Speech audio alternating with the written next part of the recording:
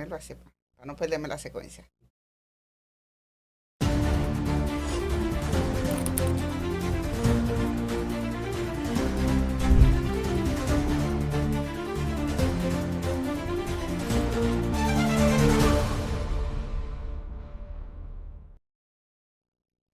Buenos días, buenas tardes, buenas noches a todo el público. Estamos desde aquí, desde San Pedro de Macorís, con su programa Enfoque Político. Como de costumbre, vistiéndonos de lujo.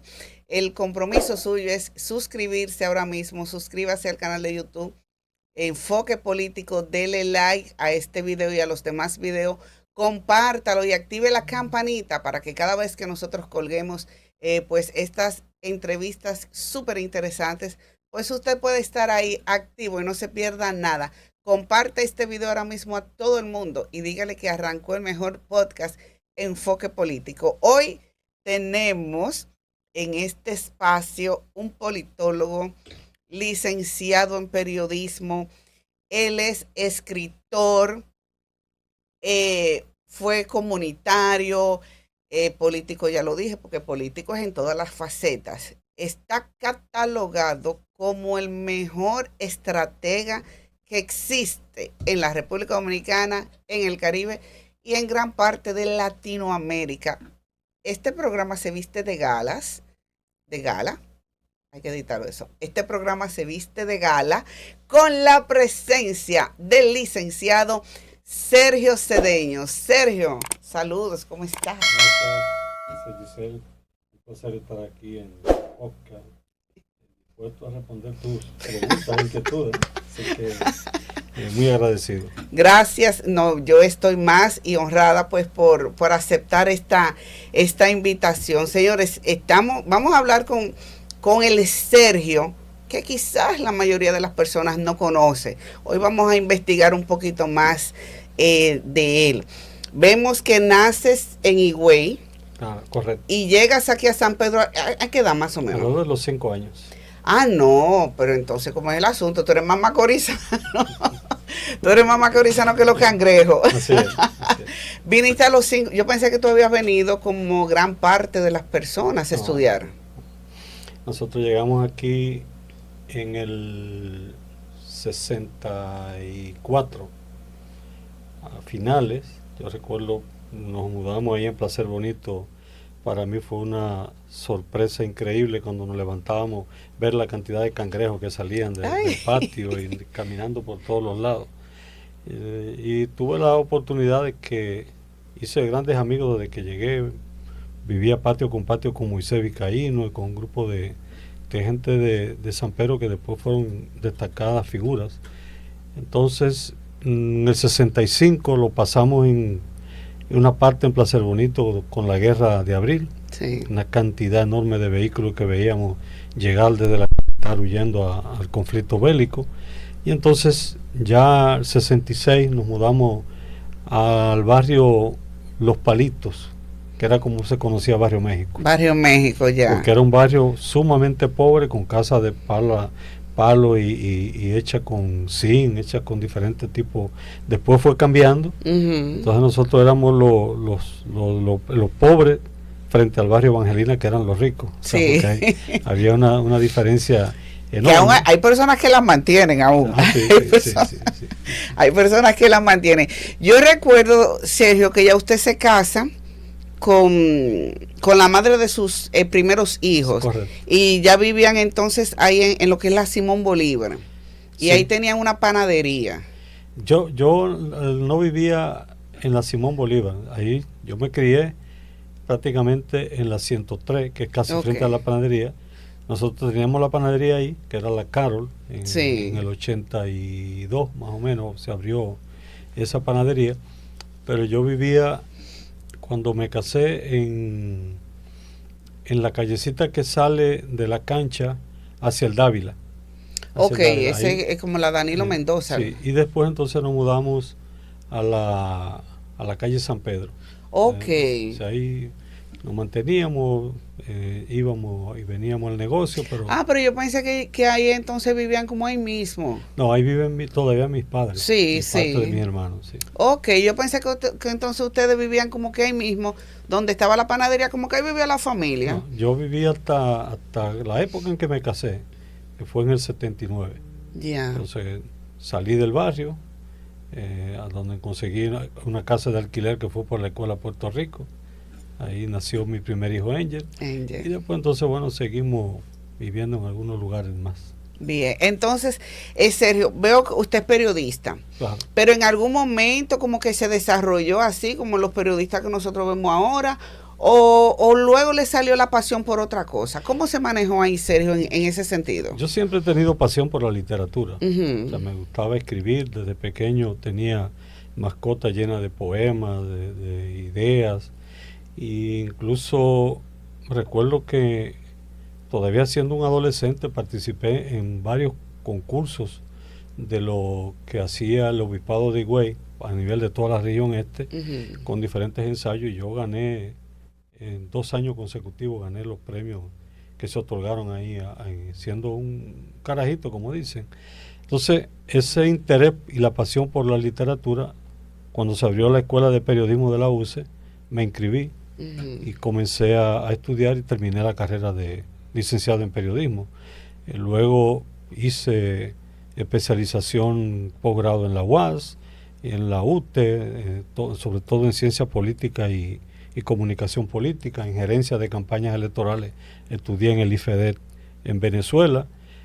Hice una maestría con la Universidad de Barcelona en todo el tema de ciencia política, y también hice varios cursos con otras universidades, todos una parte online y otra parte presencial. O sea que... Entonces, pero en decir en el periodismo, como tenemos un ejemplo, un Carlos Pérez, ¿usted nunca manejó el periodismo en esos niveles? Sí, yo fui director de noticiario de Radio Dial. Ok. Fui subdirector de la emisora de Radio Dial también. Yo dirigí varios programas de comentarios y entrevistas. El último que produje en San Pedro de Macorís fue Viviendo los Hechos, que es una creación mía. Oh, mira, no sabía ese dato. Que en el primer año llegó a ser el programa de más audiencia. Sí. En un solo año se convirtió en el programa de más audiencia en San Pedro y en parte de la región este, porque nosotros, algo que lamentablemente muchos periodistas no hacen, es que no le dan valor agregado a la noticia. Entonces se sientan y cogen un periódico y comienzan a leer lo que salió en el periódico en la mañana, sí, leyéndolo en la tarde, cuando las redes a 10 minutos ya te tienen la información toda. Entonces la importancia no es decir lo que ya ocurrió, la importancia es decir qué valor tiene eso y cómo influye eso y qué puede determinar ese hecho noticioso. Es el enfoque del por qué y para qué de la noticia, no el qué ocurrió, que es donde se quedan la mayoría. Y muchas veces, como usted dice, en la lectura hasta mal leen. Claro. Hay veces que siguen derecho, que usted dice, pero ¿qué fue lo que pasó? Claro. Cayó un extraterrestre, pero es que porque no usan la coma ni los puntos. Eso es increíble. Sí. Hay mucho así, un saludo para aquellos, pero no vamos a mencionar el nombre, que este programa no es para eso. Usted pertenecía a un movimiento como de izquierda, sí. La UPA, algo así. Sí. No, yo fui a los 14 años prácticamente, entré en el movimiento estudiantil. ¿Guerrillerito? Sí, en el movimiento estudiantil. De ahí del movimiento estudiantil en los liceos, básicamente en el José Joaquín Pérez y en el Gastón del Igne. Entonces fui reclutado y pasé a formar parte de Línea Roja del 14 de junio. O sea que, espérese. Ustedes de los que iban como con navaja y con cuchillo y con esa cosa peleando. Nada de eso. Quemábamos gomita a veces en la protesta, pero nada más hasta ahí. Y entonces, desde Línea Roja, en el 82, forman la Unión Patriótica como un brazo político de apertura hacia la sociedad, porque lo otro era una organización clandestina. Okay. Entonces la UPA nació como un proyecto para abarcar sectores de manera democrática, tratando de aprovechar un espacio democrático que se abrió en el gobierno de Balaguer. Pero todo lo que eran UPA como dirigente, eran al mismo tiempo dirigentes de la línea roja del 14 de junio. Y la idea era crecer hacia afuera con otra gente, pero para traerlo a la línea roja, no a la UPA. Yeah. Y la UPA sí tenía algunos elementos que eran de participación en el proceso electoral, y se participó en las elecciones del 82 y creo que en la otra siguiente elección. Entonces, aunque yo me di a conocer más en la UPA porque me pusieron como la figura pública de esa organización con alrededor de 20 y pico de años, 21 años, pero las decisiones de lo que se hacía en la UPA se tomaban en la línea roja del 14 de junio. Ok, entonces usted estuvo ahí, de ahí le sale ese amor por la política. No, mucho antes. Antes. Sí, antes. Yo tenía pasión por la política desde que veía, desde muchachito me gustaba. ¿Qué lo lleva a decir, esta es la línea que yo quiero?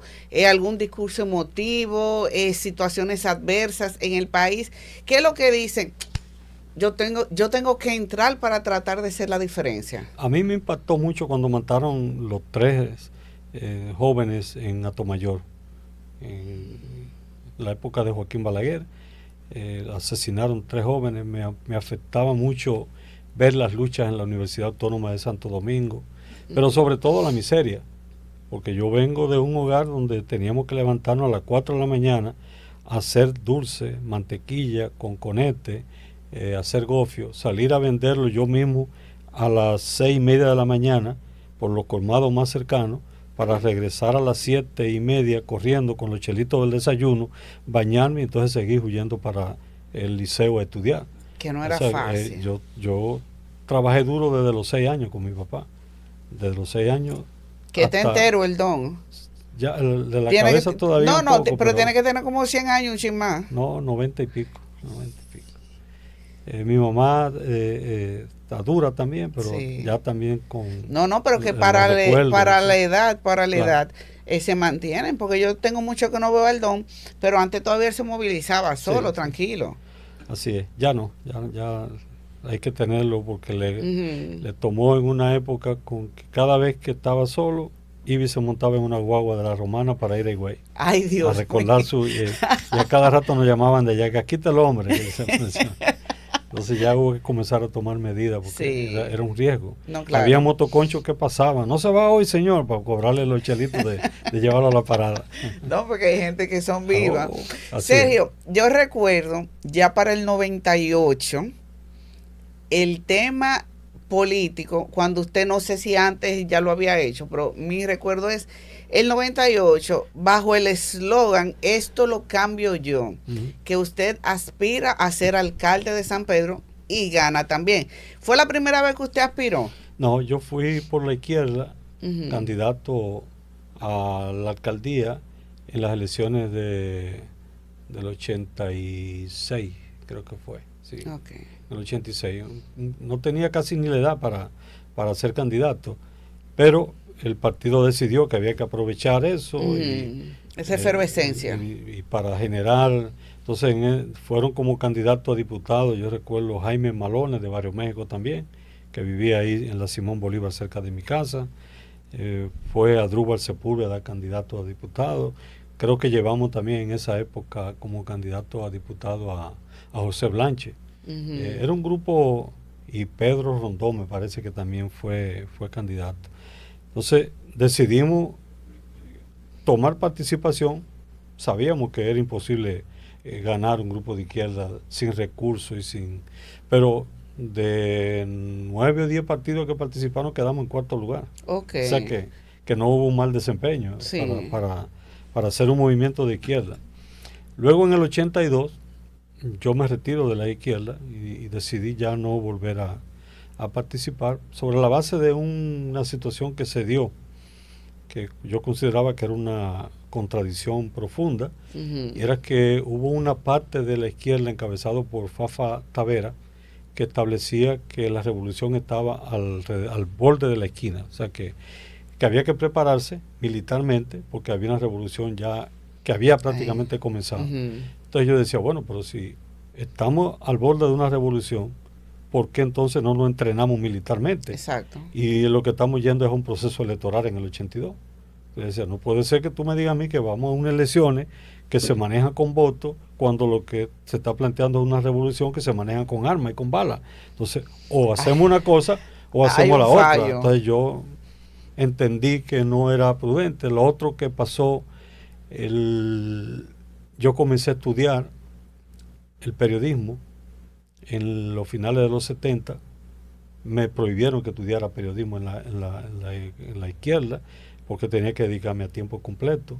Yo tenía que buscarme mi sustento propio, porque esos partidos te hacían cuadro político y te mantenían trabajando 24 horas, pero no te daban ni un vaso de agua. Ni un vaso de agua. Entonces ya yo tenía un hijo. Y entonces, de repente, cuando comenzábamos a ir a grandes reuniones, tú te encontrabas que muchos de los principales dirigentes a nivel nacional vivían en casas muy buenas, tenían su profesión muy buena, tenían buenos ingresos, y entonces los que éramos los obreros de la política no teníamos lo tenían mareando. Ninguno. Y yo, no, pero espérate, no me permiten trabajar, no me dan ni siquiera una dieta para que viva mientras estoy para trabajando justificar. 24 horas. Entonces yo no tengo futuro ninguno, porque Exacto. ¿Cómo voy a criar mi familia? ¿Cómo voy a desarrollar la familia? Y finalmente entonces decidí que era mejor apartarme, sin pelear, sin nada. Dije, no, mire, yo llegué hasta hoy, yo no vuelvo más, no me quedo aquí.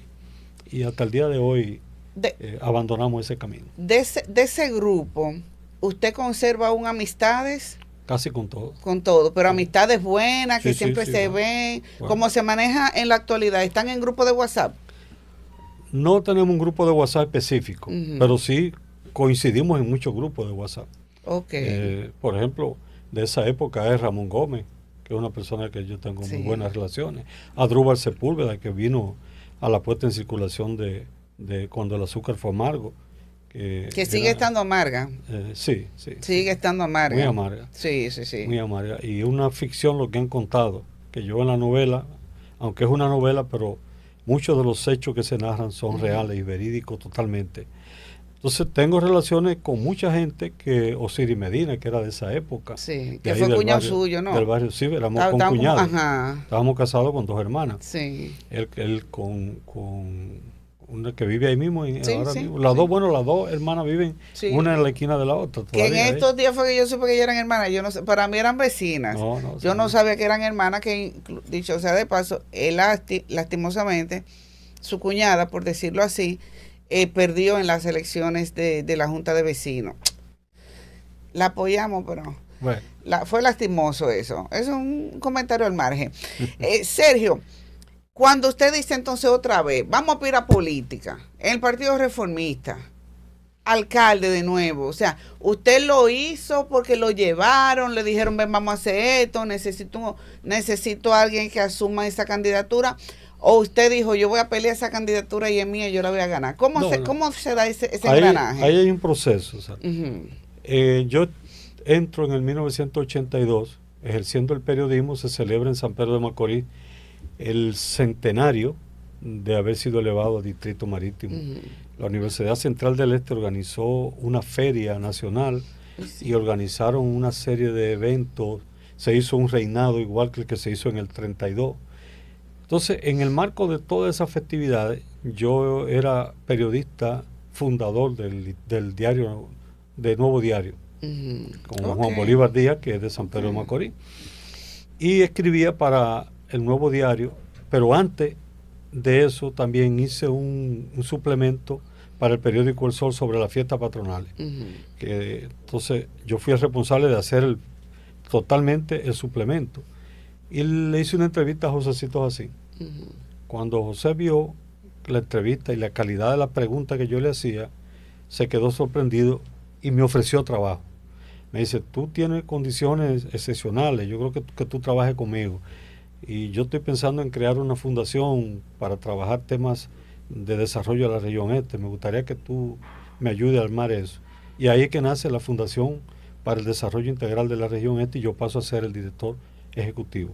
Que hicimos cosas extraordinarias en la región este, desde los programas de desarrollo lechero con el PNUD, los programas de desarrollo de la industria metalúrgica para pequeños y medianos empresarios con financiamiento de Swissconta de Suiza, programa de financiamiento con el papá del rey de España, no el actual, sino el que está viejo todavía. Bueno, el papá de él estaba vivo en esa época. O sea, el abuelo del actual rey. El abuelo del actual. Y nosotros conseguíamos fondos de España, conseguimos fondos en distintos países de Europa, conseguimos un fondo del Banco Interamericano de Desarrollo, y cuando yo salí yo dejé casi el banco más de $500,000 de fondos distintos con los cuales para estábamos desarrollar. trabajando. Entonces, en el 90, Balaguer le pide a don José que sea candidato a senador. Lo eligen, recuerdo, el 15 de marzo. Faltaba abril, mayo, faltaban 2 meses, 60 días justamente para las elecciones. Difícilmente en 60 días se puede cambiar la percepción de lo que ya la gente tiene pensado. Nada más lo han logrado 2 personas. Sí. Martínez Peña aquí, que no sé cómo ganó, pero en pocos días, y David Collado. Los únicos que en poco tiempo cambiaron una percepción así. Que don José, en nota al margen, don José, yo recuerdo que realizó una actividad en el Hotel Macorís, cuando en ese tiempo funcionaba en su esplendor, para los maestros. Yo recuerdo como vendiendo ese proyecto. De eso yo me recuerdo. Tengo un vago recuerdo. Pero nosotros hicimos también un acto en el estadio Tetelo Vargas, lleno, bleacher, todo lleno. Cuando yo vi eso dije, ganamos. Ahora, eso fue 2 días en el cierre de campaña. Cuando terminó ese acto, que yo veo la cantidad de gente que se me van acercando diciendo, tenemos que hablar, digo yo, vaya mañana por la mañana. Y la mayoría de las que estaban en ese acto llegaron a pedir para irse a votar para su pueblo. Digo yo, bueno, perdimos las elecciones. Porque teníamos gente en cantidad, pero que no votaban en San Pedro de Macorís. Entonces, don José me pone como jefe de campaña. Él sabía de mi inquietud de política. Me pone como su jefe de campaña. Yo le manejo la campaña. Queda como, aunque perdimos, queda con el nivel de votación más alto de lo que se sacó a nivel de senaduría. Sacamos casi un 42%. Lo que le faltó fue tiempo. Apenas tiempo. 45 días de campaña, porque en lo que se armó la campaña, se diseñaron los spots, comenzaron a imprimirse, se pasó 2 semanas. Esa fue la primera campaña que usted fue jefe. Sí. Ahí es que esto se inaugura. Sí, como jefe de esa campaña. Entonces, Josecito queda con el gusanillo de la derrota, y en el 91 me llama, me dice, yo voy a aspirar a senador, yo tengo que resarcir lo que pasó con mi papá, vamos a comenzar más equipo. Y efectivamente en el 92 se arma una estructura, yo comienzo a llamar a una serie de gente, ahí me traigo a Osiris Medina, que había sido de la izquierda conmigo, me traigo a Peco Rondón, que había trabajado conmigo, me traigo una cantidad de gente de la izquierda, lo incorporo en el proyecto, y comenzamos a dirigir el proceso y ganamos en el 94 las elecciones. Ahí el candidato a alcalde fue Ricardo Carti, recuerdo perfectamente. Entonces, en el 98 ya yo venía de haber trabajado con la campaña de don José. Entonces, ¿usted trabajó esa de Josecito? Sí. Ese fue su triunfo. Yo dirigí la de Josecito completa, el diseño completo de la de Josecito. Entonces, en el 98, cuando estamos discutiendo los temas de candidatura, la gente entendió en el equipo que yo podía ser quien representara mejor la candidatura a la alcaldía, por el hecho de que conocía el equipo, tenía ya la experiencia de armar las elecciones, y evidentemente que se necesitaba un guantú a la senaduría y a la alcaldía para poder consolidar el voto, porque eran el mismo día, no como son ahora separadas. Entonces, acepté ser candidato con un PLD que estaba en ese momento en su máximo nivel de popularidad, pero con los diseños que hicimos se ganó tanto la de Josecito como la nuestra, más otras candidaturas a alcaldía que se ganaron en la provincia. Que usted, yo recuerdo, si mi mente no falla, usted le tocaba tanto Juan Dolio como Guayacanes, y creo que también Ramos Santana. No, yo dirigía la provincia entera. Yo amanecía recorriendo, yo agarraba, por ejemplo... No, o sea, usted era alcalde. Sí, no, sí, no, sí, sí. porque Guayacanes pertenece a San Pedro. Era un barrio Sí, prácticamente y de San Ramón Pedro. Santana también. No, Ramón Santana no. No, Ramón Santana Ok. es municipio de 1938. Ok, solamente era Guayacanes que Guayacanes. le tocaba a Pero usted. Juan Dolio, Villa del Mar, Sí, Guayacanes, toda lo esa conozco, área. toda esa área. Yo fui el alcalde también. Entonces, cuando me interrumpiste, se me fue la idea de lo que te iba a decir. Ay, perdón, perdón. Bueno. Ay, eso no es raro. Usted lo sabe que eso no es raro en mí. Sí. El hecho es que No en te la hablo. campaña de Josecito, Ujú. yo tenía que andar la provincia entera. Recuerdo que Lila decía, pero que este muchacho del diablo me sale a mí por donde quiera, la vaina, porque pese a que estaban en el mismo partido, Sí. había unas fuertes contradicciones. Ok, yo creo que se mantiene todavía. Yo creo que ya no tanto, pero es que esa es la naturaleza de Lila. A Lila le gusta pelear hasta con ella misma. Es mi amiga y hermana, pero ese es su temperamento. Le gusta, sí. Entonces, a mí me tocó ir a manejar la campaña en cada lugar de la provincia. Yo era el que estaba, entonces no era fácil ser candidato en Macorís y también estar en Jefe Puerto, de campaña. estar por ejemplo, yo agarraba y cogía, bueno, vamos a recorrer hoy las 60 comunidades de San José de los Llanos. Y comenzábamos en Montelargo, de Montelargo, Honduras, de Honduras el Bronce, del Bronce el cruce de Callacoa a Redonda, a La Luisa, a Gautier, de Gautier a Mitel Blanco, de Mitel Blanco a Vitorina, a Paña Paña, Manguito, Coquito, y por ahí me iba a La Estrella, que no es fácil. Realidad, Caimito, todas esas comunidades yo me las conozco al dedillo. Igualmente en Ramón Santana, porque hice vida y yo compartía con la gente. Entonces, pero generé un liderazgo. Usted debió de tener un buen equipo aquí. Claro. Que se manejara en lo que usted estaba realizando entonces.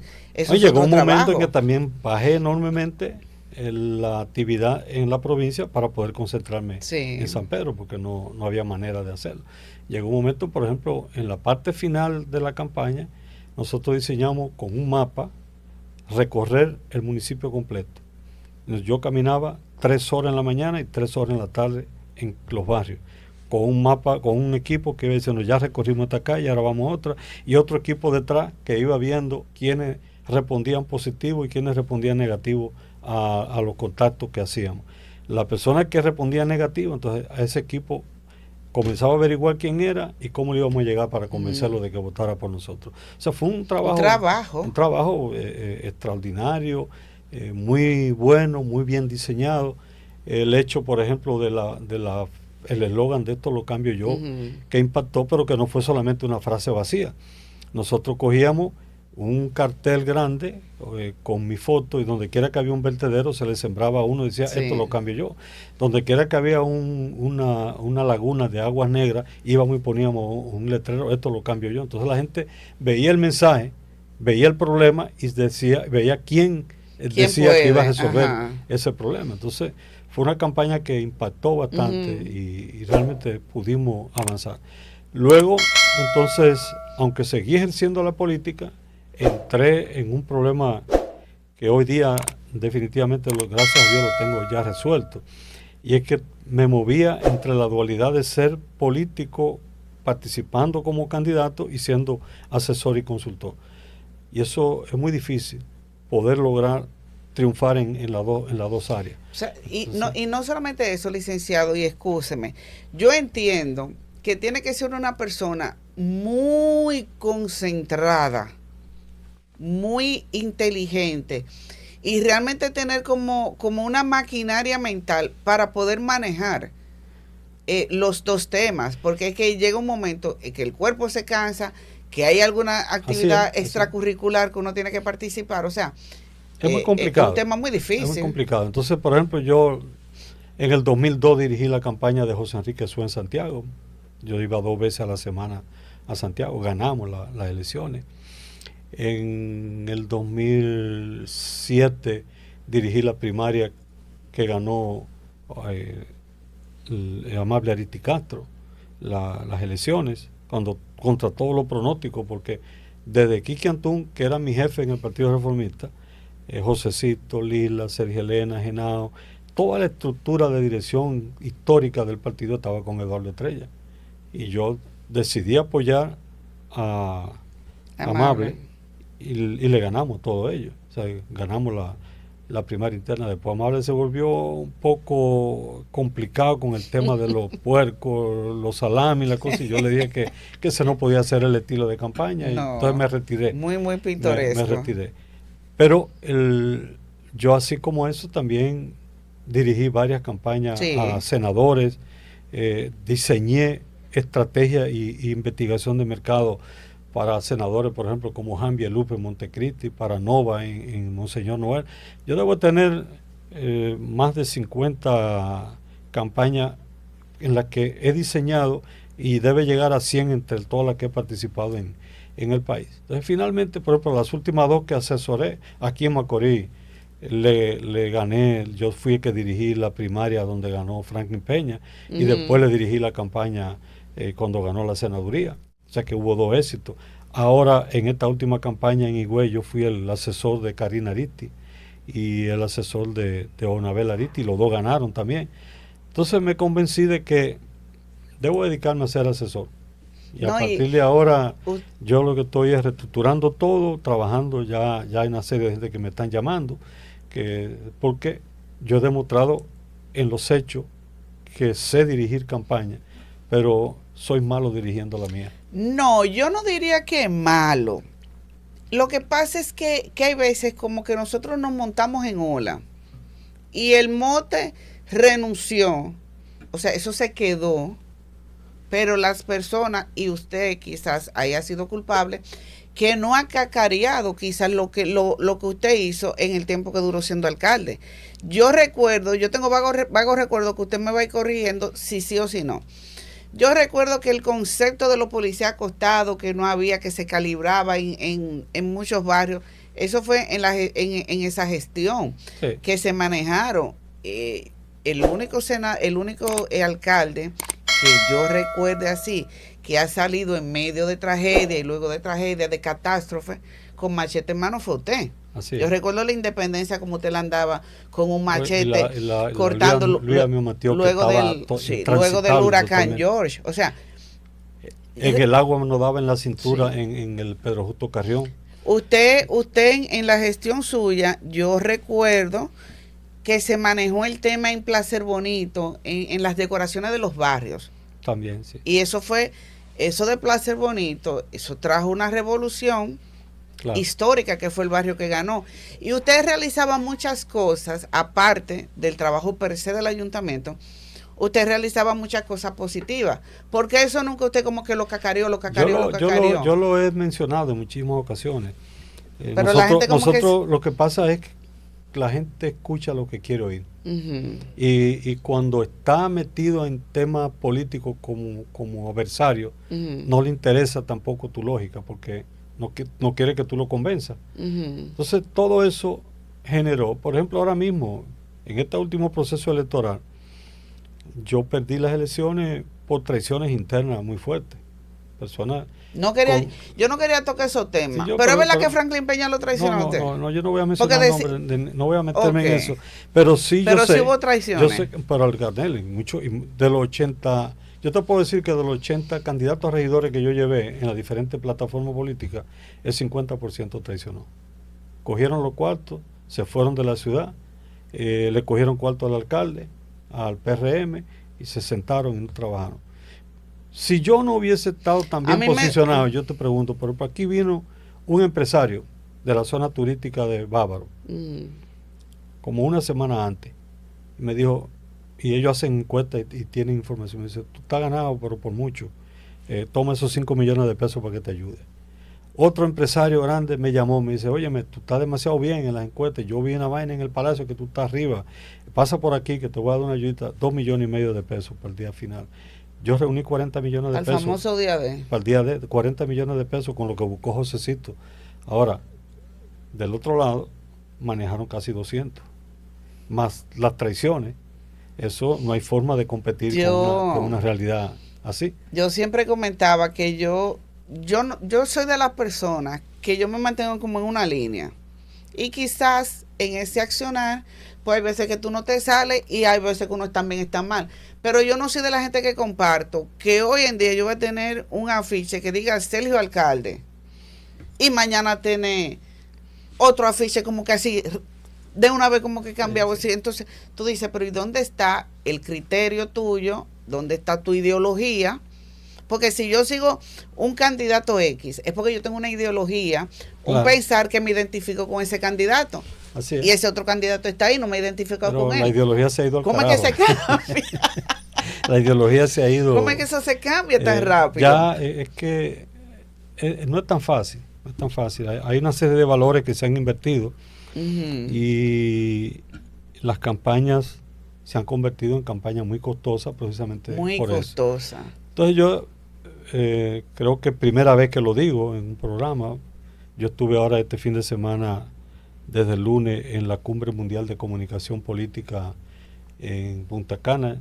Yo había participado en la cumbre de Argentina y en otra cumbre que se hizo en la UAS. Y comencé a restablecer mis relaciones con una serie de empresas internacionales, porque incluso tuve la satisfacción de encontrarme con 2 consultores de los mejores ahora mismo de América Latina, que me reconocieron ahí en ese evento que yo fui su maestro, porque yo dirigí la escuela de campañas electorales del Instituto Republicano de los Estados Unidos en Venezuela durante 3 años. Yo me manejaba en todo Sudamérica dando cursos en Colombia, en el Perú, en Ecuador, en Argentina, todos esos países yo los visitaba, pero además en Centroamérica yo recorrí Nicaragua completo. Yo di 28 cursos en 28 provincias distintas de Nicaragua. En Guatemala fui expositor en la Universidad de San Carlos y asesoré a alguna gente. Incluso trabajé con 2 personas que luego fueron presidentes. Ya yo no estaba con ellos cuando fueron, pero con Álvaro Colón yo tuve sesiones de trabajo cuando él comenzó a aspirar. Y hay otro general que fue también, llegó a ser presidente, que tuvimos un par de sesiones en lo que me consultaron sobre cómo conducir parte de su campaña y yo los orienté y los asesoré. Entonces, ese valor que yo tengo académico, de conocimiento profundo, ahora mismo en República Dominicana el libro más completo sobre el diseño de una estrategia de campaña electoral fue el que yo escribí hace 3, 4, 5 años, considerado, incluso lo están usando algunas universidades como libro de texto. Entonces yo siento que mi valor ahora mismo ya no está en seguir aspirando a nada. No quiero ni me interesa, sino en retomar todo ese tema. Además yo tengo una empresa de encuesta que está reconocida por la Junta. Déjeme ponerle un picantico, porque la comida hay veces que ponerle su picantico. ¿Cuántas veces Sergio Cedeño ha dicho no vuelvo a aspirar? Y ha aspirado. Eso es cierto. La última vez en las elecciones pasadas tenía la decisión de no aspirar. Sí. Eso era así, pero entonces me llamó Josecito. Lo convencieron. Y Josecito me dijo, ¿cómo que te necesitamos? Mira, y ya nosotros habíamos estado distanciados mucho tiempo. Sí. Entonces, fue un trato tan cordial. Y me dice, no, yo busco el dinero, yo me encargo de ayudarte para que eso resuelva. Pero además, entonces, me plantean el PLD, Fuerza del Pueblo, el PRD y 5 partidos más. Y digo, contra 8 partidos, y yo que hago encuestas, porque tengo una compañía, que no quiero. No, porque es que al final la política se parece mucho cuando hay como es una adición. Sí. Es una adición, es un gusanillo que te va jalando. Pero me ha salido caro. Porque, por ejemplo, al final de cuentas, yo me gané 15 millones de pesos en asesoría y encuesta en estas últimas elecciones y lo gasté todo en la campaña mía. No, y de nada quedó de ver. Pero mucho, que debo. Pero entonces, ¿qué ocurre? Yo te puedo decir, hay campañas que yo he trabajado asesorando en las que con menos conocimiento y menos relación me he ganado 30 millones de pesos. Tranquilo. Entonces, si yo me puedo ganar una cantidad así o más, y estoy dando algo que a mí me gusta hacer, y en lo que yo soy bueno, en lo que yo puedo demostrar que sí, entonces, ¿para qué seguir aspirando? Pero este gobierno del PRM se ha caracterizado Porque los hijos de los hijos de los hijos de los que fueron están en el tren gubernamental. Que, si mi mente no falla, usted tiene 3 hijos grandes. Angel y las 2 hembras.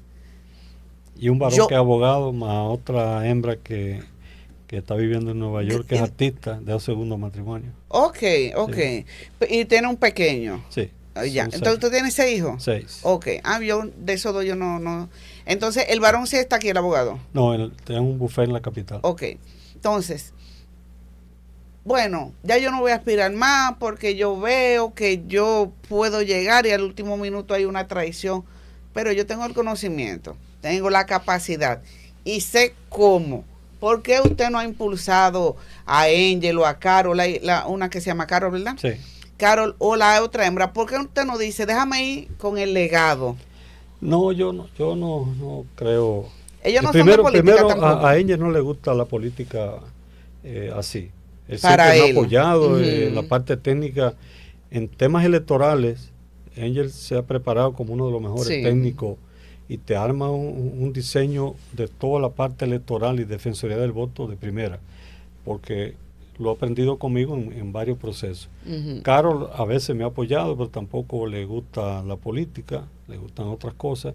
Y la hija más grande no le gusta para nada la política. Entonces, el otro varón, que tiene como 28 años, él le está yendo muy bien como abogado. Yo logré que entrara en uno de los bufetes más importantes en la capital, que lo dirigen unos amigos míos.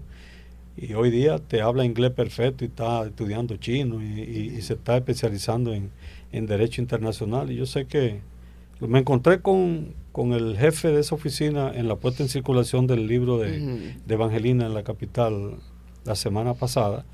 Y me dijo, óyeme, es una lumbrera ese muchacho, va muy bien. Entonces, le gusta su derecho, le gusta su profesión. ¿Para qué uno de que meterle el gusanillo de que aspire? No es mejor dejarlo en su entonces, como ya Sergio ha dicho varias veces que no va y va, vamos a darle tiempo como al 27 a ver qué pasa. No, porque ¿qué ocurre? O sea, yo acabo de asumir un compromiso con la Universidad Central del Este para dirigir el Centro de Gobernanza para el Desarrollo Local. Es un centro que va a trabajar en 7 ejes estratégicos con una serie de temas de formación académica en el mundo de la política, en el mundo de los ayuntamientos, en el mundo de las comunidades de desarrollo.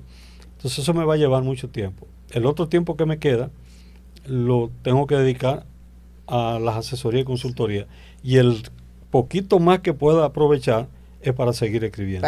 Que vamos a llegar con los libros ahora. Pero antes de entrar a los libros, a mí no me gusta el chisme, eso no me entretiene para nada. Pero dicen por ahí las voces, a veces es verdad o mentira, que usted sale del Partido Reformista por una discusión que tuvo con Inés Bryan, que paz descanse, y con Juancho Martínez por el tema de una candidatura a alcalde de aquí de San Pedro. No. Hubo esa discusión, pero Juancho y yo tenemos muy buena relación y con Inés también. Pero ese fue el motivo por el que usted salió del partido, ¿no? No, yo salí del partido porque como director ejecutivo que era, todo lo que se hacía en el Partido Reformista pasaba por mi mano, porque yo era el que estaba en la presidencia, en una oficina al lado de la oficina del presidente, y todo lo que llegaba para el presidente yo era el que lo manoseaba, lo veía y hacía los resúmenes. Entonces cuando él decide aspirar, mi amigo y hermano Quique Antún decide aspirar a la presidencia de la República, contratan a un español que tuvo también el que poniendo en Bávaro, y ese español le estaban pagando una gran cantidad de dinero como asesor, pero él quería que el trabajo lo hiciera yo. Te digo, pero a mí no me están pagando para ser el asesor es usted, entonces usted que tiene que diseñar lo que quiera hacer. Ahí fue cuando puso aquí que de mojiganga. Exacto, entonces ahí viene, entonces querían que yo hiciera los trabajos, pero yo desde el primer momento dije que esa campaña no servía. Entonces el tipo como asesor comenzó a verme, primero que yo no hacía lo que él decía, porque acá si usted le están pagando una millonada para ser el diseñador, usted tiene su equipo, hágalo con él. Yo Claro. lo que tengo que ver si estamos de acuerdo con lo que usted ha hecho como producto, pero yo no puedo ser un empleado suyo. Exacto. Y gratuito. Pues usted me dice, me están dando 1.000.000 mensual, mira, coge Vamos, 100.000 exacto. para que me ayude, porque yo no tengo un técnico aquí, nadie sabe. Exacto. Pero no venir, no, hágame usted el trabajo y yo cobrar. Entonces así no. Entonces yo le dije... Y el punto positivo es mío. Sí. Entonces yo le dije al ingeniero, mire, ponerlo usted con una gafa negra, con un jaque negro de piel, Ujú. Mañana, tarde y noche, en un país tropical, para que se parezca a Bukele, que tiene 37 años, usted tiene 67 en esa época. Le digo yo no creo que ese sea el camino correcto. No hay forma de que usted pueda parecerse a Bukele, porque use la ropa que usa Bukele. Y yo comencé a cuestionar que esa campaña no iba a funcionar.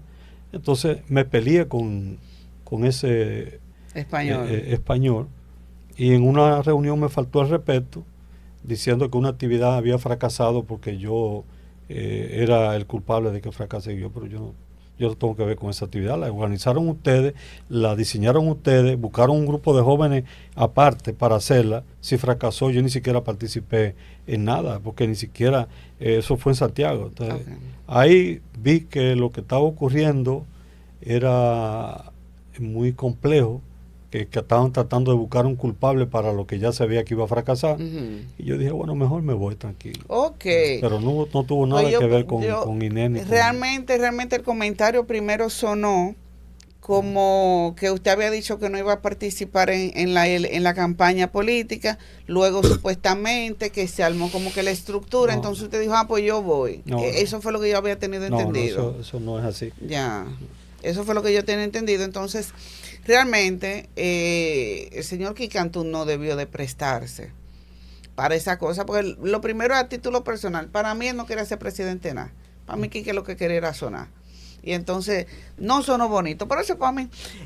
Sergio, vamos a hablar de estas joyas que gracias por el presente en un fin de semana ya tengo que hacer en este fin de semana.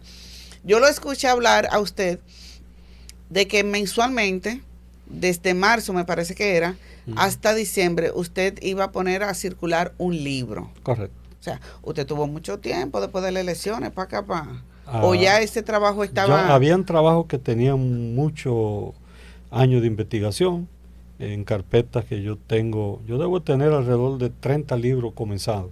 Entonces voy trabajando en función de inspiración y de motivación, lo avanzo, lo voy dejando. Entonces, después de las elecciones, me tomé un año sabático, como se dice, me dediqué a completar investigaciones y a terminar libros. Este ya había sido publicado antes. Este es cuna del movimiento feminista dominicano. Correcto. Este lo tenemos aquí. Ya este había sido de antes. Sí. Este se tiene como 3 años, más o menos, que se publicó, 2 años y pico.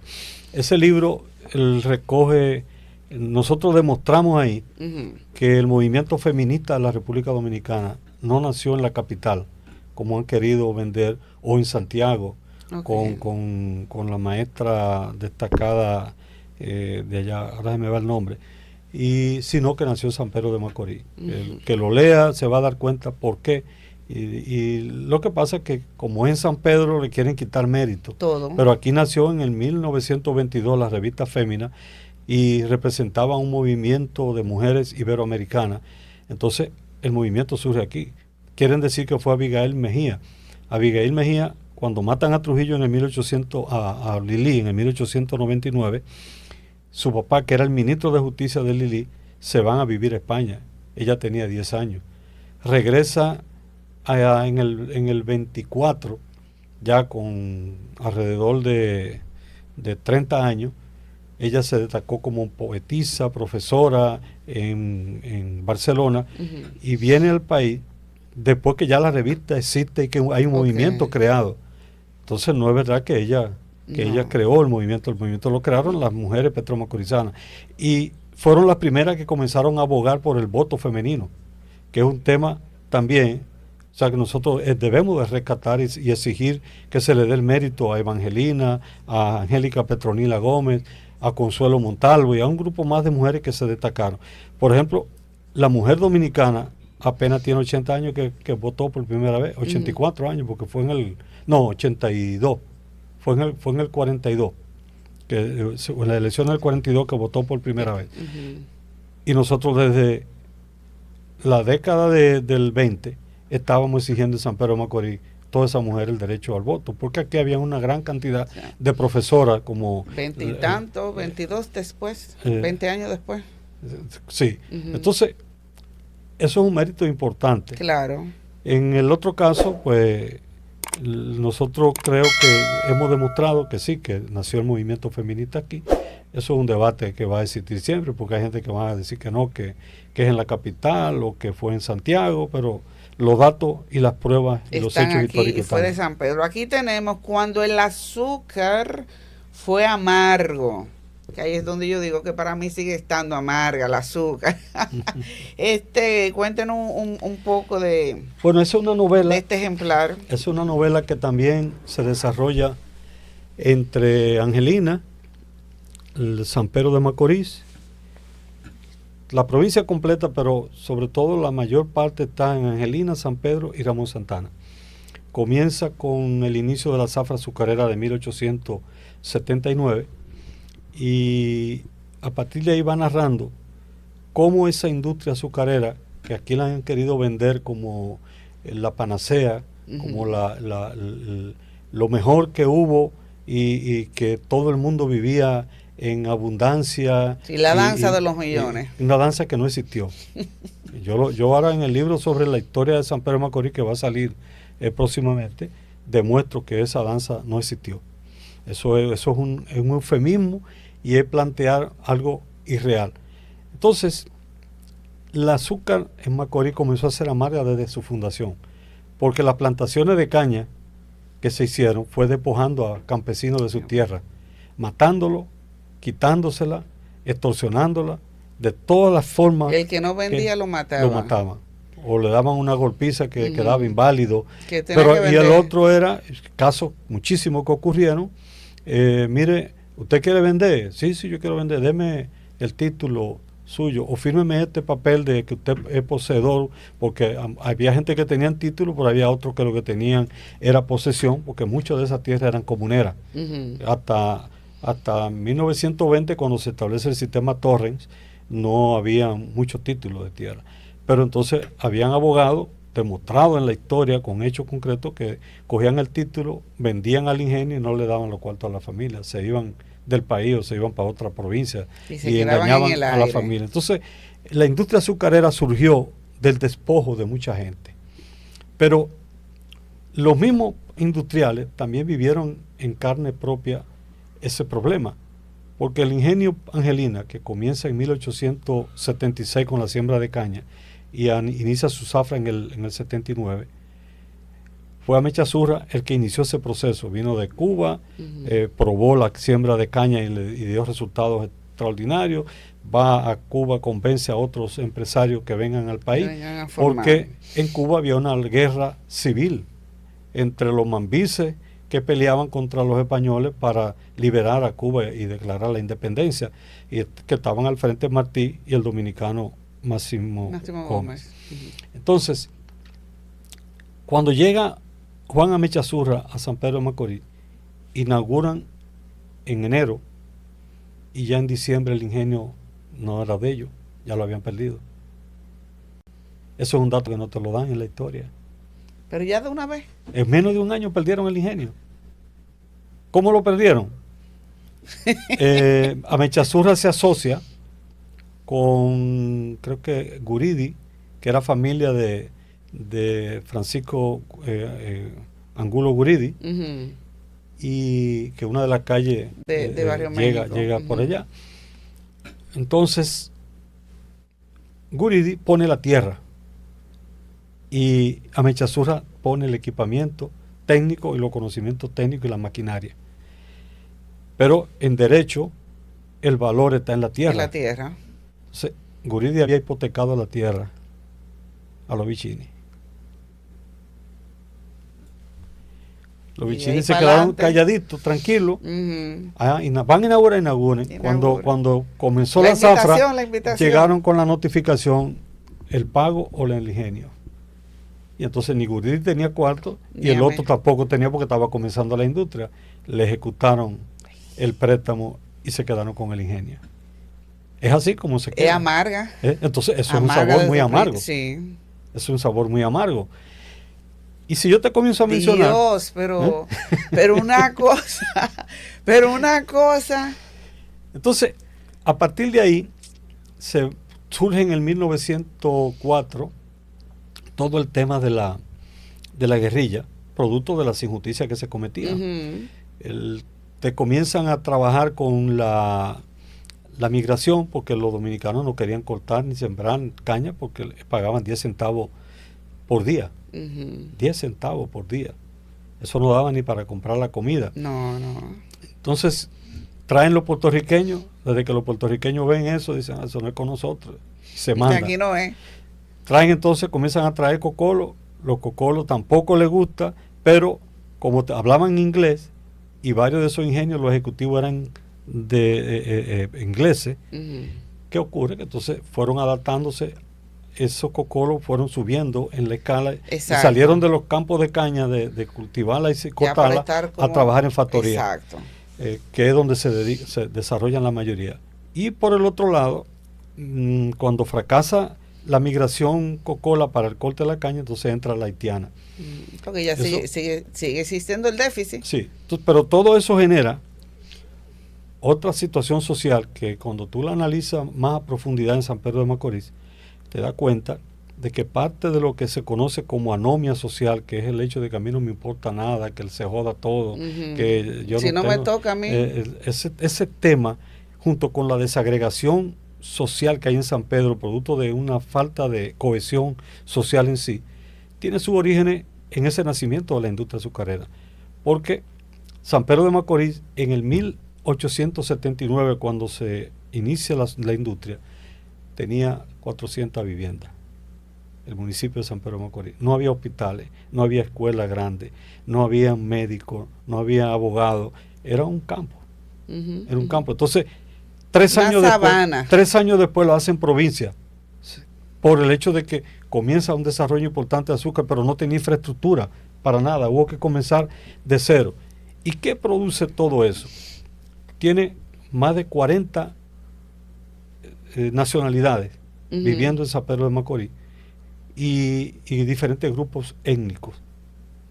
Entonces comienza un proceso social que tiene que ver con que la gente se van segregando y agrupando por clase social y por sectores. Y tú te encuentras con que Villa Velázquez y Villa Providencia eran el barrio de los ricos, Ujú. y te encuentras con que Miramar era el barrio de los negros y de los pobres. Y que un negro no podía entrar al 2 de julio ni a la Casa España, no, la Casa España o el Casino Puertorriqueño, que eran los 3 clubes de clase alta que había en esa época que fueron surgiendo. No había forma. Todavía en los 70, me contaba anoche un amigo que vive en Estados Unidos, de aquí de Macorís, que él fue a un cumpleaños y como él era negro y descendiente de Cocol, no lo dejaron entrar. Yendo con la familia de la persona que iban a celebrar el cumpleaños, no lo dejaron entrar. En el 70 estamos hablando. Entonces, por eso es que tú ves que hay unos clubes de los ricos y en Miramar se crean las logias y los grupos ofélicos como respuesta. Y en Miramar se daban la clase en inglés. En Miramar se desarrollaron un estilo de cómo enterrar a los muertos distinto a como lo enterraban los otros. Eran prácticamente 2 sociedades segregadas, como ocurrió cuando Mandela en Sudáfrica. Entonces, una muy pobre, entonces ahí yo narro parte con el otro libro de Evangelina, muy pobre, donde en Macorís la cantidad de enfermedades que había, se llegó a declarar esta zona como no apta para vivir, porque la cantidad de mosquitos, todavía hay muchos mosquitos cuando llueve. Imagínense en esa, hace 100 y pico de años, la muerte por paludismo y el mismo dengue. Eso era en cantidad, pero la tuberculosis y la lepra por igual. Eso era aquí terrible. Entonces, la mayoría de los pobres andaban descalzos en San Pedro de Macorís. La mayoría de los pobres lo que tenían era una muda de ropa. La mayoría de los pobres no tenían leche para consumir, no tenían comida suficiente para consumir. Vivían en la pobreza absoluta, ganando sueldos de miseria. Eso hace que aquí lo que se conoce en el mundo como el movimiento Garvey, que fue un gran líder estadounidense que desarrolló un movimiento en defensa de los negros, creció en San Pedro de Macorís y logró un desarrollo enorme. Que eso es otro hecho que se desconoce y que yo lo voy a traer en el libro de historia de San Pedro de Macorís. Entonces, el azúcar para la gran mayoría de la población nunca fue dulce. No. Fue amarga. Entonces, y ahí es lo que yo trato de evidenciar con todas esas luchas. Ahí se recogen las luchas guerrilleras contra la ocupación norteamericana, aparecen las acciones de Urbano Gilbert, aparecen los guerrilleros Natera, todos esos guerrilleros que lucharon contra los americanos, al punto tal que también eran guerrilleros formidables porque prácticamente no fueron vencidos al final, pues, tuvieron que emplearse a fondo para terminar aniquilando a los guerrilleros porque Estados Unidos quería irse de Santo Domingo porque no era rentable económicamente, la inversión era mayor que lo que estaban recuperando ya. Entonces, licenciado, usted me está vendiendo un San Pedro. Qué difícil que alguien se lo compre. Usted lo tiene plasmado en su libro, pero aquí todavía hay políticos hoy en día que se sientan y hablan y dicen, vamos a volver al San Pedro de antes, a la tacita de oro. Entonces, ¿cuál fue esa tacita? Bueno, yo te voy a decir lo siguiente. Porque aquí siempre se ha vendido como esa eso es fácil. Esa ilusión óptica. Eso es fácil. Cuando comienza la Primera Guerra Mundial en 1914, ya San Pedro tenía todos los ingenios en producción azucarera. En el 18 se destruyen las plantaciones de zanahoria de Alemania, de Francia y de otros países europeos y cae la producción azucarera en Europa. Entonces, de 2 centavos que costaba el kilo de azúcar vendido en San Pedro de Macorís, se disparó a 22 centavos. Eso fue en el 1919. Okay. En 1919 fue el año de mayores ingresos de toda la historia que tuvo San Pedro de Macorís. Ingresos hasta por encima de lo que ingresó en la República Dominicana. Porque de 2 centavos subir a 22 es un crecimiento de un 2000% prácticamente. Sí. Pero ¿qué ocurre? Al año siguiente el azúcar volvió y bajó a 2 y pico. Eso ha estado normal. Entonces, pero ahí hay un problema peor, que otra parte amarga del azúcar. En el 1882 creo que fue, siendo presidente Monseñor de Meriño, al ver que se le estaban dando tantas facilidades a los industriales azucareros para instalarse, prácticamente libre de impuestos de todo, estableció un decreto, que yo lo recojo en el libro de historia que va a salir, donde plantea que para los ingenios conseguir las exoneraciones que le estaban dando de no pagar nada por toda la maquinaria, por todos los insumos, tenían que crear un colonato. Entonces, parte de la tierra que habían comprado los ingenios, Giselle, ven acá, te toma 500 tareas, te vamos a ayudar en la siembra y tú eres colono a partir de ahora. Y se crearon muchísimos colonos alrededor de los ingenios, con la tierra, pero sin ser propietario de la tierra primero. No, que hay mucha gente que tiene su postín porque son colonos. Sí, pero ¿qué ocurre? El ingenio creó un mecanismo donde ganaba por molienda y el colono ganaba por precio. Si el precio se caía y molían y tú perdías en la caña, entonces tú le quedabas debiendo al ingenio. Sí. Entonces, pero si el ingenio nunca perdía porque su ganancia era sobre molienda. Si molió 100 toneladas y la vendió al precio que sea, va a ganar porque él no está viendo el costo de la caña. El costo de la caña lo tienen otros. Él nada más está procesando y en el procesamiento siempre va a ganar. Entonces, ahí pasó en el 19 al 20 que como se dispararon los precios del azúcar, los colonos comenzaron a endeudarse comprando tierra porque dijeron esto es el mejor negocio. Sí. Y al caer al siguiente año, todos estaban endeudados y perdieron su tierra. Entonces ahí volvió el azúcar a ser sumamente amargo. Entonces tenemos también Evangelina Rodríguez, Polen Fecundo, vida y obra de la primera médico dominicana. Aquí entonces usted viene como con la historia de es un libro que Evangelina Rodríguez. Sí, y se entremezclan porque Evangelina llega en el 1886 aproximadamente a San Pedro de Macorís, que es cuando comienza el boom de la industria azucarera. Ujú. En esa época llegan también los hermanos del INE, traídos por Luisa Bermúdez. En esa época, un par de años después, llega Francisco Moscoso Puello con 10 años, que se convierte en uno de los grandes médicos viviendo en San Pedro de Macorís. Y después que es médico, crea la clínica más desarrollada en términos de equipamiento de la República Dominicana, que está frente en ese edificio donde operó la UCE, que está frente a la Cámara de Comercio. Ese edificio abandonado que está ahí hoy, ahí operó la clínica del doctor Francisco Moscoso Puello. Entonces, Evangelina se inserta en ese proceso, viene de Higüey, de una familia un poco acomodada, pero que el papá no la reconocía, la reconoció pero no le daba apoyo. Entonces la abuela se muda a San Pedro de Macorís, viendo que San Pedro comienza a tener movimiento económico con la industria azucarera, pero aquí Evangelina lo que vendía era gofio. Y cuidaba a Rafael del Inde, que ya tenía mutiladas las manos y los pies por la lepra, y le dictaba parte de sus escritos a la misma Evangelina, porque la mayoría de la obra producida por Rafael del Inde fue una obra dictada, porque ya no podía escribir por la lepra.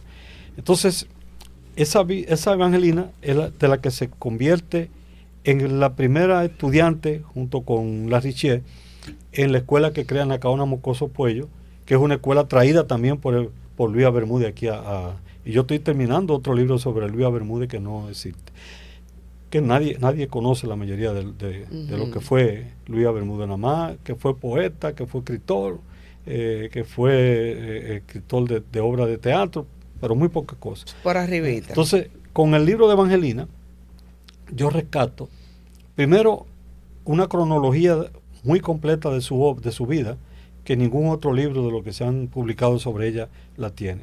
Yo logro alrededor de 80 ítems, datos concretos, sustentados en hechos documentables, de cómo evolucionó la vida desde que nació en Yuma, la bautizaron en Higüey, en la Basílica San Dionisio, llega a San Pedro, se hace médico.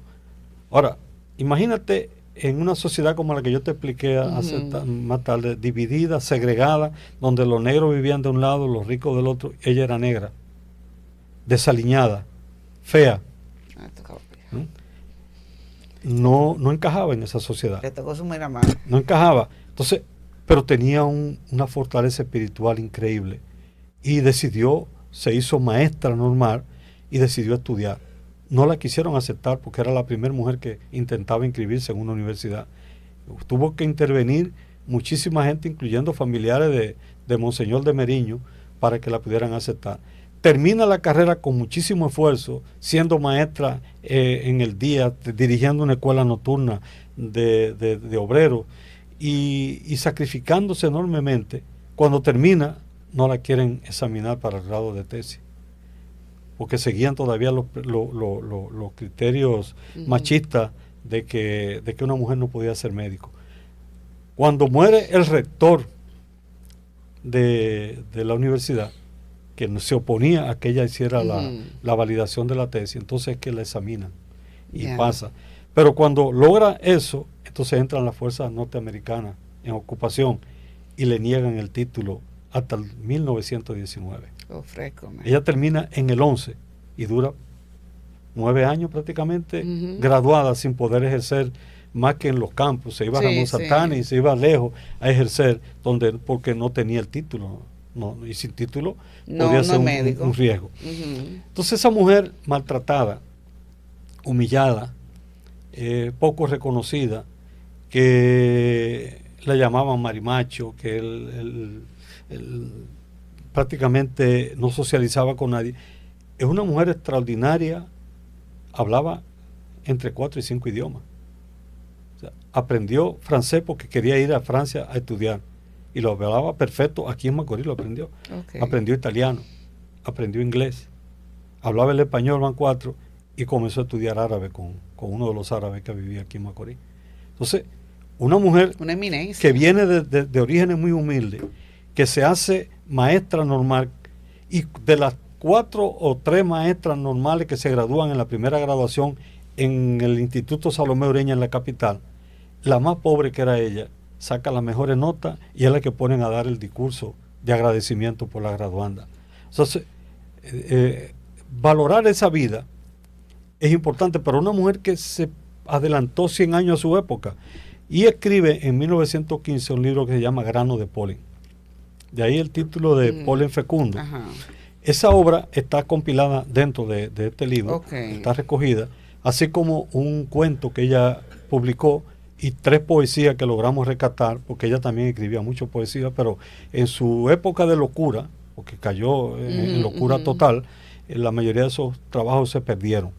Ahí también se recogen los artículos que ella publicó en la revista Fémina, que fueron muchos, y se recogen también otros trabajos de autores que hablan sobre la vida de Evangelina. Lo lamentable de todo esto es que ella trae desde Francia, con una especialidad en ginecobstetricia, trae una serie de programas como La Gota de Leche para niños. Fue la primera mujer que se metía en los cabarets y sacaba a la mujer y la trataba para la gonorrea y la sífilis y todo ese tipo de enfermedades. Él trabajó con diferentes programas de tuberculosis, incluso creó un centro de tuberculosis en Macorís. Tiene más de 25 o 30 iniciativas médicas. La primer médico en medicina familiar, la primer médico en medicina social. Sin embargo, el acosamiento de los hombres y la forma en que la trató Trujillo, que cuando va al primer congreso de médicos en el 33, ella expuso una tesis brillante, pero no mencionó a Trujillo. Y a partir de ahí no la dejaron entrar al segundo congreso. Cuando ella fue al segundo congreso le prohibieron la entrada y la sacaron. Y tuvo que irse a la casa de una amiga en Santo Domingo, y de ahí comenzaron las crisis nerviosas y comenzaron los episodios de locura. Entonces, una mujer que da tanto a San Pedro de Macorís, tú sabes lo que dice, y yo lo recojo en un cuento que escribí sobre ella, que está en el último trabajo del libro. Evangelina murió de hambre. Dice el certificado de defunción. De defunción. De hambre murió. Entonces, es una injusticia y yo trato de rescatar parte de eso con la publicación del libro. Con estos libros, Sergio, que son a veces tan importantes porque hablan de historia, de realidades que han pasado en la vida aquí en San Pedro. ¿Dónde nosotros podemos adquirir este libro? Las personas que van a ver este podcast, que como yo han quedado encantados, y como yo sé que lo van a leer, ¿dónde se puede conseguir estos libros? Mira, los 2 primeros están en Cactus y también en Centro Cuesta del Libro, pero la editorial Santuario, que es la que se está encargando de publicar los libros, está en la capital. Ellos aparecen en los libros los teléfonos y la dirección de editorial Santuario.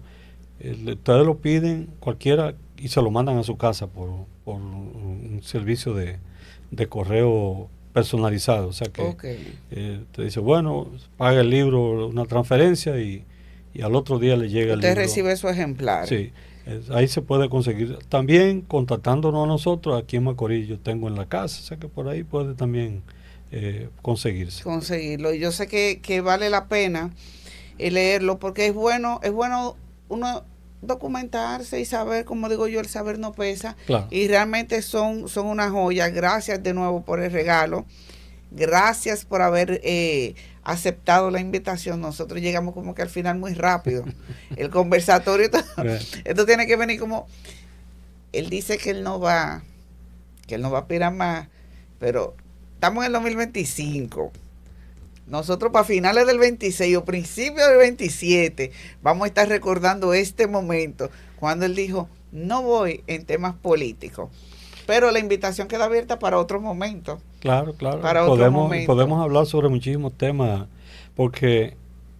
Esos santos que se desmontaron, como Macorís era millonario, de rico, es un santo desmontado. Hay más santos que se tienen que desmontar. Pero muchos. Aquí hay cantidad de cosas que se ha dicho que fueron, que realmente no fueron.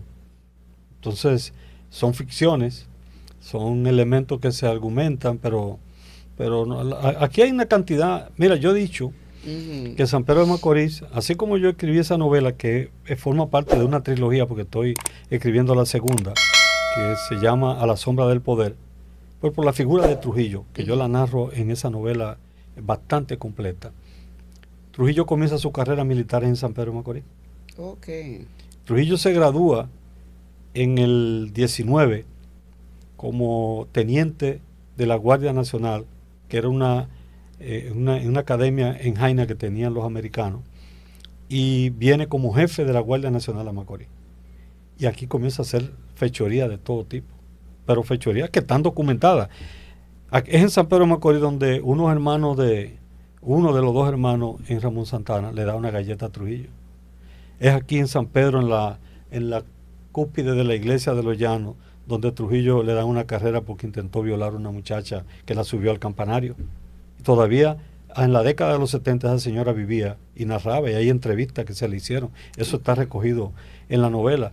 Trujillo mandaba a coger preso a la gente y le quitaba $150 y se hizo rico en Macorís para montar su proyecto presidencial. Entonces todas esas cosas están documentadas en la novela.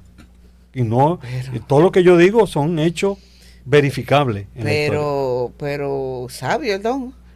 Inteligente. Inteligente. Claro que sí. Hizo claro todo, que sí. no, entonces él la hizo apoyado por su padrino, que era el que era presidente, que al final como que traicionó también. Horacio Vázquez. Horacio Vázquez. Sí, pero antes de Horacio Vázquez, él logró forjar su propio desarrollo. Y incluso aquí en Macorís, Teodulo Pina Chevalier, que era tío de Trujillo, era empleado del ayuntamiento en San Pedro de Macorís. Okay. Su hermana japonesa era dama de compañía en San Pedro de Macorís. Dama de compañía es lo que se conoce. Eso mismo, dama de compañía. Ay, santo. Entonces, son una serie de hechos históricos y políticos que podemos seguir viendo. Por ejemplo, cuando Trujillo gana en el 30, ¿dónde son los dos sitios que menos votación sacó? Aquí, asumo. Aquí y en el Ceibo. Los dos sitios donde más daño hizo Trujillo. La votación más bajita fueron en esos dos lugares.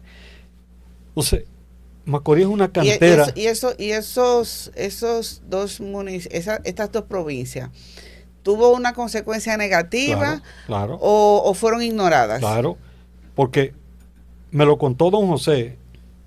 Trujillo llega al club 2 de julio, a una fiesta que había. ¿Ya como presidente? No, como jefe del ejército. Llega con toda su charretera, bien, porque andaba siempre impecable. Y cuando va a entrar, le prohíben el paso, porque además de que era un mulato, y eso era un club de blanco, llegó con una novia, una querida. Y entonces una sociedad donde nada más con las esposas. Digna. Al final, como él era el jefe de la guardia en la provincia entera, lo dejaron entrar a él, pero a la mujer no. Y me contó don José Jacín. Ay, mi madre. Que él tuvo que llevarse a la señora a que durmiera en su casa, que donde se vivía ahí frente al parque. Sí. Y entonces, Trujillo nunca perdonó a San Pedro de Macorís que le hicieran eso. No, pero claro. Pero el único sitio en el país donde a Trujillo lo condenaron por cheques sin fondo fue en Macorís.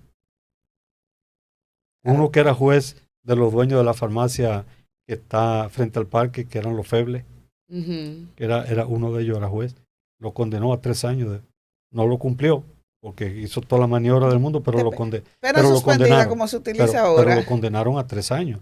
Entonces, hay una cantidad de documentos sobre la labor de cuatrero, de asesino, de todas las barbaridades que hacía Trujillo. Y es aquí justamente en San Pedro de Macorís donde una vez gana, muchas de las primeras personas que se exilian y se van fuera del país porque no estaban de acuerdo con Trujillo es de San Pedro de Macorís. Y todo eso está ahí en la historia.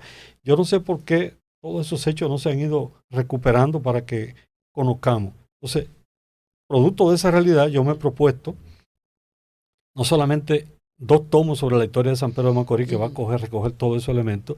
Yo estoy terminando lo de la vida y obra de Luis Bermúdez, que yo lo llamo el arquitecto del desarrollo cultural de San Pedro de Macorís y demuestro por qué.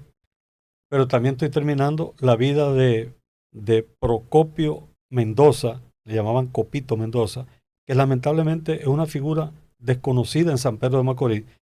Fue el mejor caricaturista que ha tenido la República Dominicana en su tiempo.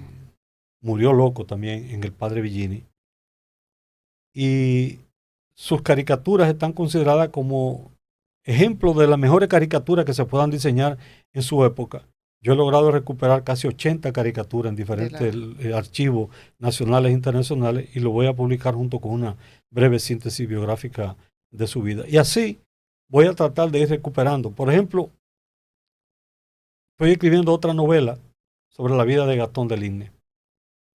Gastón del Igne, que ve morir a su hermano desmembrado. Cuando tú lees la poesía de Gastón del Igne, es una poesía de angustia, de dolor, de tristeza, porque la persona que él más amaba, que era su hermano, él lo fue viendo cómo se decomponía su cuerpo permanentemente. Pero después, cuando él dice, yo no voy a permitir, si me enfermo o me contagio como mi hermano, yo no voy a permitir vivir la vida que él vivió. Y efectivamente, Rafael del Igne muere en el 1903 y poco después se descubre que Gastón tiene la misma enfermedad, lucha contra la enfermedad buscando soluciones hasta el 13, cuando en el 13 no logra resolver. Sin esperanza. En la cama se da un tiro leyendo un libro que se llama Venga la muerte de Lamartine. Entonces, ese drama humano también da para buena novela. Y aquí hay cantidad de cosas, temas puntuales que no han sido rescatados. 1946, 1947, las luchas obreras en contra del gobierno de Trujillo con Mauricio Báez. El mismo don José, con el que yo tenía una relación muy buena, don José así mi padre, ¿no? El viejo, nos juntábamos a beber trago y a tocar guitarra porque a él le encantaba esos canes de patio. Él me dice que él mismo fue el que llevó a Mauricio Báez al barco y logró meterlo para que se fuera a Cuba. Después lo matan en Cuba, pero solamente ese proceso de la lucha obrera en Macorís y cómo sale y viene a Macorís primero el Mauricio Báez y después cómo lo mata, eso da para otra novela también. Sí. Y así hay cantidad de temas. Y don José le gustaba mucho, ella en su parte final, en los últimos años de vida, le gustaba mucho estar en la universidad. Y ahí yo tuve la oportunidad de varias veces sentarme con el don y él siempre como que hablaba de todas esas cosas. Claro. Y siempre hacía remembranza de ese tiempo de antes, por decirlo de esa manera. Así es. Un historiador innato, porque le encantaba todo eso. Claro. Mira, el tiempo se ha acabado, pero es que, Dios mío, es que esto es 2 programas. Ya para finalizar, metiéndole un chin de sazoncito, en el San Pedro que todo el mundo siempre ha añorado y siempre le ha vendido al público, porque en campaña siempre se vende este San Pedro de antes, de que todos éramos ricos, para traerlo a una realidad. Dentro de ese sentir de San Pedro, y así de manera rápida, está el puerto. El puerto siempre ha sido una promesa. Incluso, yo creo que hasta usted mismo, yo llegué a decirle en campaña, yo digo, si es para prometer del puerto, mejor voleamos los temas, porque siempre se ha prometido como el puerto a un grupo de personas para que le crean. ¿Es factible el puerto como se está vendiendo hoy en día, que vamos a estar recibiendo ferries 6 días a la semana de Mayagüez para acá? ¿Usted cree que realmente va a ser realidad esto que se está vendiendo con lo que antes quizás se vivió? Mira, lo primero es que es una utopía pretender construir un puerto de carga en San Pedro de Macorís, como han planteado muchísima gente. Cuando yo lo escucho hablar de eso, me da pena y a veces hasta me sonrío, porque es el desconocimiento más atroz que puede tener una persona para hablar de que Macorís necesita un puerto de carga y de carga. Cuando tenemos a 20 minutos el puerto multimodal de Boca Chica, con la inversión más grande y con la capacidad de todo el Caribe de mayor cantidad de carga y de carga. Sí. Entonces no es verdad que nadie va a invertir en un segundo puerto, a menos que no haya una serie de condiciones extraordinarias. Pero olvidémonos de eso y digamos que sí, que se dan las condiciones.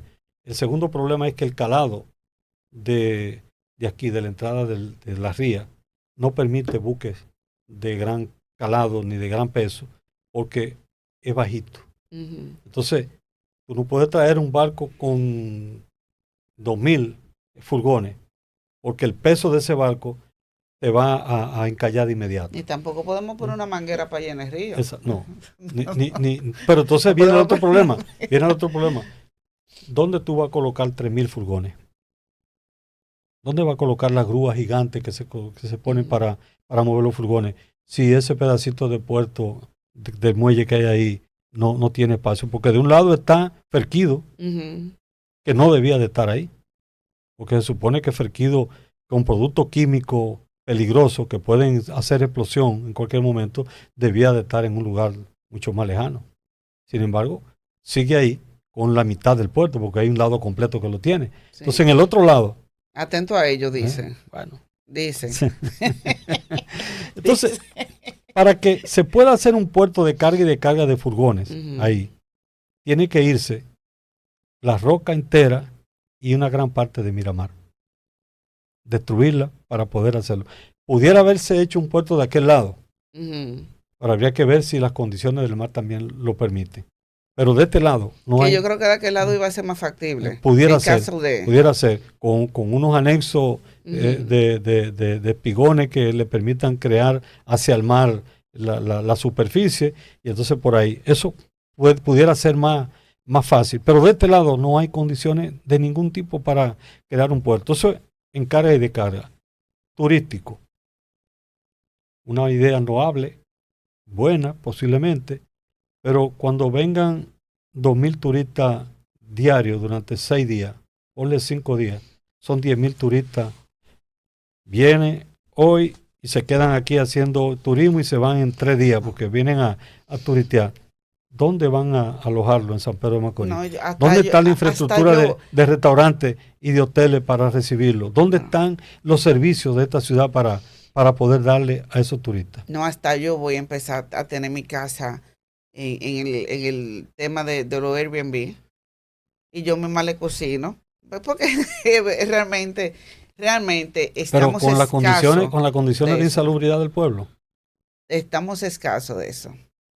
Yo decía justamente hoy en la mañana que en mi programa de radio que se debería de hacer una alianza quizás con el alcalde de Guayacanes para que por lo menos el dinero se quede en la provincia y no que esos turistas tengan que irse a Romana o tengan que irse a Higüey como cerca, porque realmente aquí en San Pedro no tenemos infraestructuras.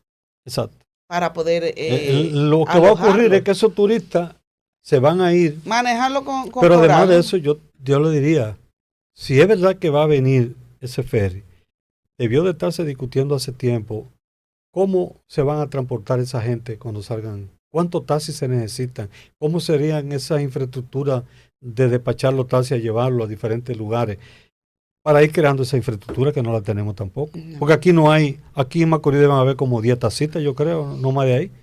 Porque ahora todo el mundo quiere tener vehículos. Sí, pero sí. Taxitas oficiales no llegan a 10, yo creo, no llegan a 10. Es que solamente que yo sepa, solamente hay una... En Jumbo tú encuentras 2 o 3. Sí, pero esos son como independientes. Sí. Pero yo creo que es una sola, que hay como una central, una sola. Aparte de lo que son de plataforma, que la mayoría están en plataforma, pero como que es una sola que hay. Exacto. Aquí. Entonces, comenzando por ahí, ¿qué le vamos a brindar? Bueno, pero ¿qué artesanía tiene San Pedro de Macorís?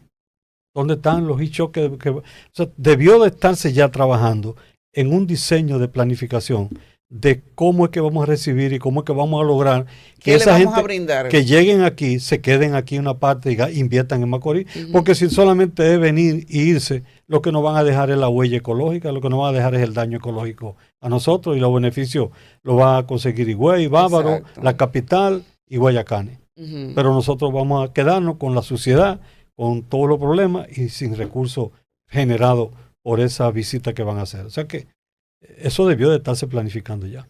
Eso digo yo. Se debió, y hay muchas cosas que se presentaron, incluso cuando el presidente Luis Abinader vino, hace un año y algo, en el tema de la semanal, él presentó un proyecto y de eso no hemos visto todavía el primer Picasso. Pero que ese proyecto en el fondo era la compañía Baleares, Sí. que iba a invertir los 100 millones de dólares Sí, pero, en el desarrollo de la infraestructura de Puerto Rico y en otras infraestructuras, porque ellos tienen barcos que se mueven por distintas islas del Caribe. Entonces lo que querían era hacer una conexión Puerto Rico, República Dominicana y otras islas para brindar un servicio turístico que para pudiera ampliar su conocer. cartelera. Exacto, exacto. Pero en ese sentido, evidentemente, hay que cumplir con una serie de requisitos que aquí no lo tenemos actualmente. Que tú te metes, tú dices, ¿cuáles restaurantes? Lo que tenemos son algunos 4 o 5 restaurantes. La mayoría se llenan con 30 gente, con 40 gente. No, y usted sabe que si usted tiene ahora mismo, para que emprenda el negocio, si tiene una marquesina grande, ahí usted pone 3 sillas y ya también. Porque así es lo que se está haciendo aquí. Hay un solar baldío, lo limpiamos y le ponemos 5 mesas. Porque ese es el concepto que tenemos aquí de restaurante también. Es lamentable, claro, pero una realidad. No hay un sitio como que bonito, como aparece. Pero también en su mayoría son así como que al aire libre. Y ciertos conceptos. Pero pudiera ser, si se logra hacer como un concepto integral. Tú puedes decir, bueno, vamos a hacer restaurancitos al aire libre en diferentes sitios como parte de una cadena de servicios en el que en un lugar se vendan comida cocola, en otro lugar se venda comida árabe, en otro lugar se venda comida de tal tipo. Y entonces la gente va a pasear por ahí, encuentra artesanía, pero Macorís ni siquiera tiene una artesanía típica de San Pedro. Teniendo los guloyas que debió de haberse desarrollado una artesanía de los guloyas, teniendo los coches que pudo haberse hecho, ha habido intentos, pero no hay una sistematización de un tipo de artesanía que sea una marca propia de San Pedro de Macorís. Entonces, todo eso implica planificación durante mucho tiempo. ¿Esa carga se la han dejado solamente a la pelota? La carga representativa. Prácticamente, pero tampoco hay una artesanía del béisbol. No la hay, pero sí hay un movimiento solamente pelota. Los cocolos, los guloyas están en todo, pero no tienen como esa gran relevancia a nivel de promoción. No, ni siquiera un local que debían de tener. Exacto. Donde tú pudieras llevar a esos turistas a darle un baile, venderle guavaberi, venderle la yaniqueque, venderle cosas típicas así. Exactamente. Pero no, no se está haciendo. Todo se está dejando como que en la fuerza de la pelota. Así es. Todo se está sustentando solamente en la pelota. Y la pelota no es solamente de San Pedro. No. La pelota no es ni solamente tampoco de San Pedro. El museo que se construyó tiene las condiciones necesarias para brindar ese tipo de servicio. O sea, porque no tiene tanta cantidad de productos a exhibir que sean atractivos. Yo quería meterle sopita, pero él vació el pote. Ese es otro tema. Ese museo es otro tema. Bueno. Porque ese museo, ¿usted ha ido? No, pero lo he visto de fuera, sí. He visto que tiene muchas camisetas. Yo siempre dije, desde que se dio el primer Picasso, tenemos que tener, porque yo no gano nada con ir y ver la camiseta que tuvo Sammy Sosa cuando dio el jonrón número 600 en la guerra con Mark McGwire y no poder llevarme una réplica. Claro. Pero si yo voy a un museo donde me están enseñando cosas que yo que me gocé, que me disfruté, yo quiero tener la réplica de esa camiseta. Pero además es que el concepto, fíjate, acuérdate que yo fui el que planteé. Una réplica filmada por Sammy Sosa. Yo fui el que planteé hacer el Museo del Pelotero en el programa de gobierno que presenté. El concepto que yo tengo no es el concepto que se hizo. Lo primero es que tú no puedes lograr un museo del pelotero sin asociarte con la Federación de Peloteros y con los dueños de equipo. Porque ¿dónde te van a exhibir la corona que ha ganado las estrellas? ¿Te la van a dar para llevarla a un museo que se pueda perder? Entonces, el museo no iba ahí. El museo iba en el estadio Tetelo Vargas, donde hay parqueo suficiente y donde se pueden hacer juegos de estrella con turistas que vengan a compartir y con todos esos peloteros retirados que hay en Macorís, conocido ampliamente en Estados Unidos, hasta firmándole pelota, nada más para decir, no, me la firmó fulano de tal que estaba ahí. Alfredo Griffith duró 2 horas y firmó y vendió pelota, y vendió 100 pelotas a tantos dólares, una parte para el pelotero, una parte para el museo y otra para el sindicato. Entonces, tenía que ser una estrategia de ganar de todos los sectores. Claro. Pero ¿y quién va a darle un anillo que vale $1 millón de una serie mundial para que lo tengan en un museo cuando no está ganando nada por esa exhibición y además corre riesgo de que se lo roben? De que se pierda. ¿Eh? Entonces, lo que fue eso, el museo, yo nunca estuve de acuerdo que se realizara ahí. Yo siempre lo decía justamente en el área del play, porque si es de pelotero, tiene que estar cerca del estadio. Ahí es que va. Igual que un mural de peloteros que se hizo próximo al oncológico. Ajá. Hay un mural de peloteros también. Entonces yo decía, pero tan buena pared que tiene el estadio. Así es. Porque hay que llevar la cara para aquel lado. En el estadio, el que viene de octubre a enero, el que viene a ver los juegos de pelota, se para ahí en su pelotero favorito y se tira su foto. Así es. Pero bueno, señores, esta conversación, esto tiene que seguir más adelante. Más adelante lo vamos a volver a invitar. No se preocupen. Mientras tanto, ya ustedes saben que aquí en San Pedro de Macorís está la papelería Cactus, donde pueden adquirir los libros del licenciado Sergio Cedeño, también comunicarse con él directamente, y en Casa Cuesta, para que usted disfrute de la buena lectura y conozca un poco de los orígenes y de las personalidades de aquí de San Pedro de Macorís. Nosotros llegamos a la parte final de este enfoque político con Giselle Pérez, agradeciendo la participación del distinguido político, estratega, licenciado, padre, esposo, hijo, todos los términos positivos que usted quiera otorgarle al licenciado Sergio Cedeño. Sergio, gracias por haber compartido con nosotros. Muchas gracias. Ay.